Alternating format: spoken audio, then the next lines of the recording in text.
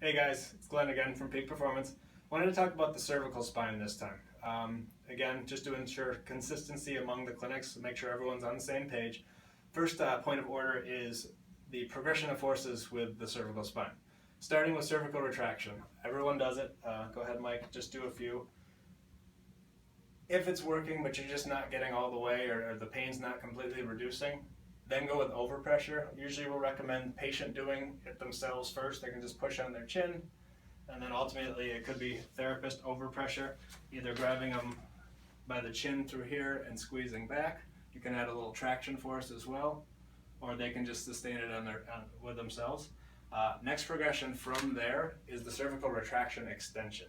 Don't see it a lot in the clinic. We really should be using it more in the absence of dizziness or any upper cervical dysfunction. So go ahead, Mike, just so everyone sees the retraction, and then maintaining that retraction going all the way up towards the ceiling. You can do a few of those. If they want to add overpressure to that, come back in again, all the way up, and then just a little head nod back and forth. So he's just rocking right and left an inch or two each way.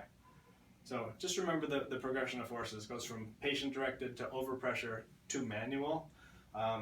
Next one, with an arthritic patient, sometimes people will have pain with the cervical retraction, especially in the lower neck. So if you just flex their head a little bit, sometimes it just gaps that facet joint just a touch, and it'll help you cheat and just get that motion. Same thing when you're doing manual. If they're having trouble just in a straight supine position, just flex them a little bit.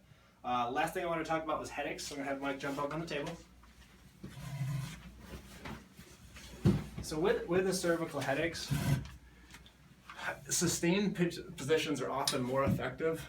Probably should have showed you while Mike was still sitting, but instead of just a chin tuck, to maximally gap the upper cervical spine, you want to flex it. So you can do that one of two ways. You can either do a fist traction, just bending right over. You can flex the head, but that often will irritate the lower spine. So we like the cervical retraction, but with self overpressure that you sustain. So they might do 5 or 6 or 10 chin tucks on their own, and then you maintain that position for a 5 or 10 second hold. That hold will often help gap and alleviate that headache, so that's a nice trick. When they're supine, if you're doing it manually, the way I like to do it is just cup the head, easy, just like a beach ball, just rolling their head forward. That'll gap the upper cervical spine. I'm sure most of you are aware of that one. If it's a unilateral headache, then you want to maximally gap. If we use the left side as an example here, we actually will do a little upper cervical flexion. You can even put them in a little flexion. Side bend right, and then rotate left. And that's going to maximally open up that left side. And if you can, I'll actually grip them like this. Side bend away, rotate toward, and then you can just pull right there along the occiput and just a little traction force.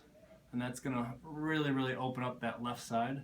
So it's a nice trick you can use to just gap if they have an asymmetrical headache on one side. Any other questions, please let us know. Again, we're just trying to get everybody on the same page with the spine, and we'll see you next time. Thanks.